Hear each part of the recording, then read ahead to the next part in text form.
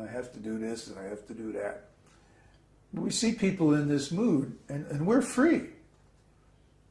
So for ourselves, we have no suffering. But when we see other people suffering, then we feel compassion. And that's why we're doing all this, taking so much trouble to try to teach all the intricacies of spiritual life. And then the Sthāyi-bhāva of Raudra-rasa is gauṇa-rati, anger. Raudra means rage. Raudra is out of the frustration when you're trying to do something and you can't do it. Krodha, you become angry.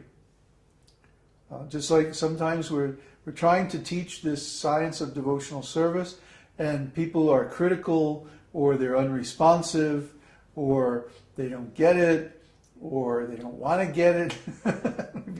we become a little angry. What's wrong with you, stupid? Chastise our disciples. They can't hear sometimes.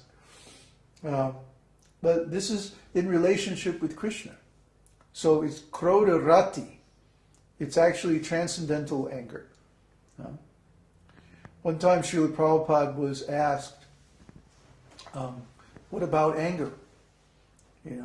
He said we can engage everything in Krishna's service. Well, what about anger? Well, when the spiritual master or Krishna is offended, then the appropriate response is anger. In fact, Prabhupada said we should become angry like fire. And Prabhupada was a very good example of that. You did not want to get Prabhupada angry at you. Prabhupada being angry and chastising his disciples was a life-changing experience. I've seen people come out of Prabhupada's room like all shaking and white, because they had just been chastised. When Prabhupada got angry, it was like Nrsimhadev. It was like he was angry like a lion, fierce, and oh boy, and so much energy behind it. It's like you didn't want to be there. For some reason, he never chastised me. Anyway, so that's the Sthāyi-bhāva of Bhayankara-rasa is mukhya-rati, or fear. When someone becomes fearful, if it's in relation to Krishna, it's mukhya-rati. Like, for example, one may be afraid of committing offenses to Krishna.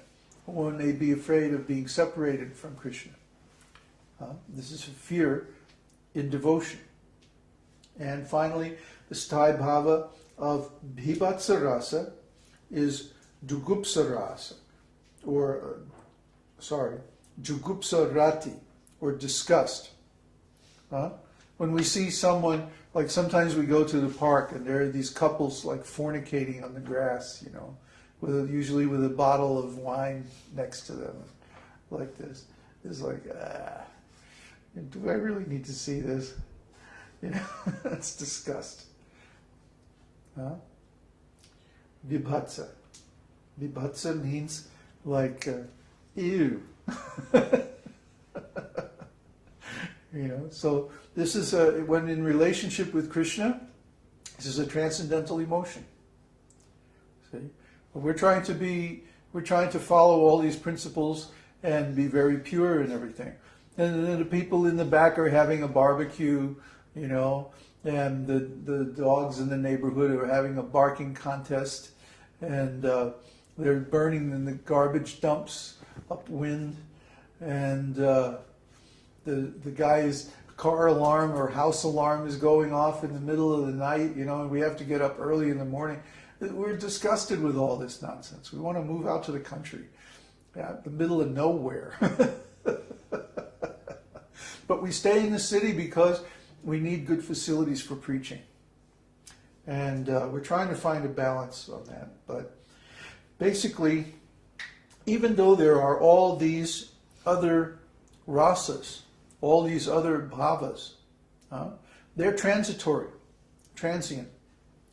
The relationship, the feelings rather, of laughter, astonishment, heroism, compassion, fear, disgust, and anger are just temporary. They come and go.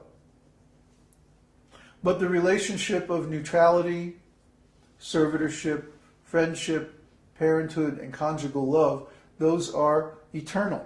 Once a devotee is situated in one of those relationships, then that relationship is their steady relationship with the Lord eternally. Sthāyi-bhāva. Can I get some more? So now, do we have any questions?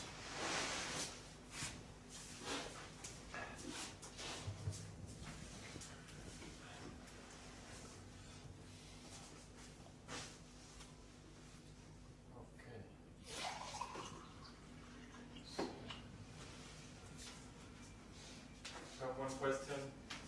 When Lord Chaitanya was talking about his ecstatic symptoms,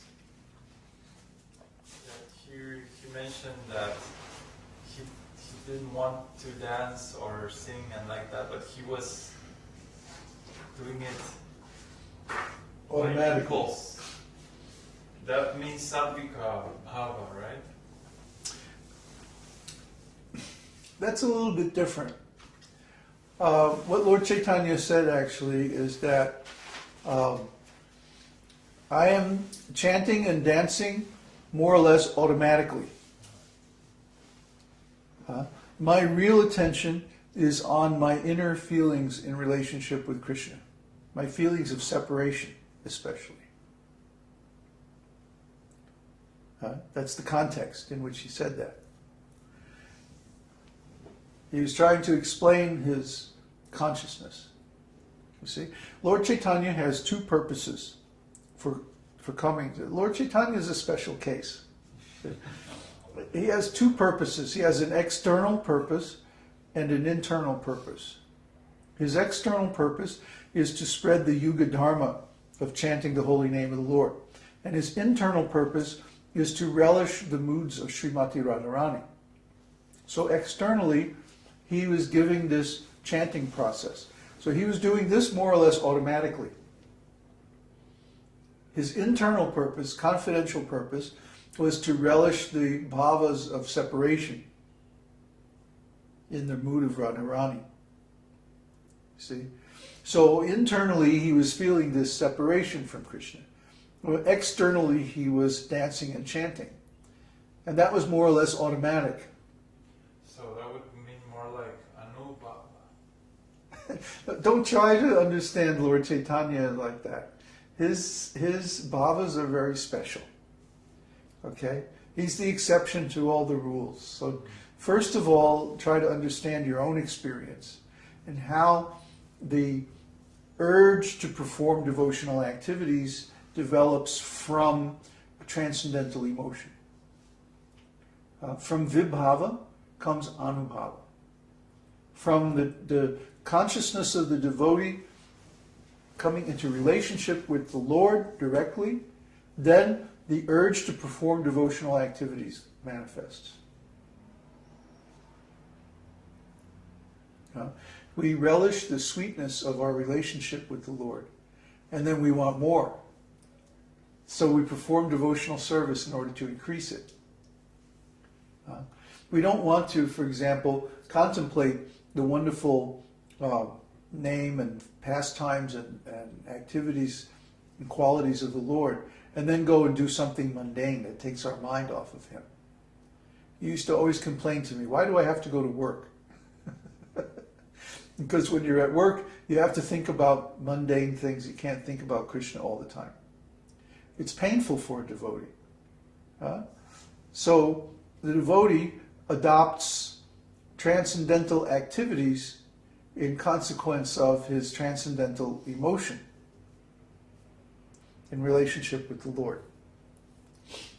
See, that's vibhava and anubhava. Yeah, so don't try to understand Lord Chaitanya until you understand very clearly all these things in your own life. Lord Chaitanya is beyond all of the rules. He's the Supreme Lord, but he's in the mood of his pleasure potency, Radharani. He's a special case.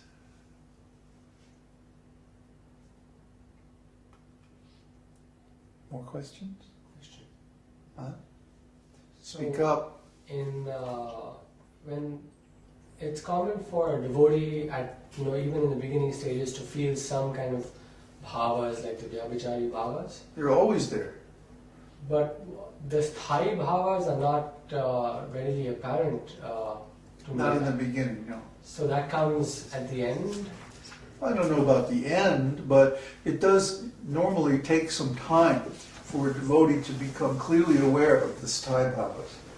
Usually what happens at first is a more generalized kind of feeling of ecstasy on account of contact with the Lord's name, pastimes, knowledge about Him, the process of devotional service,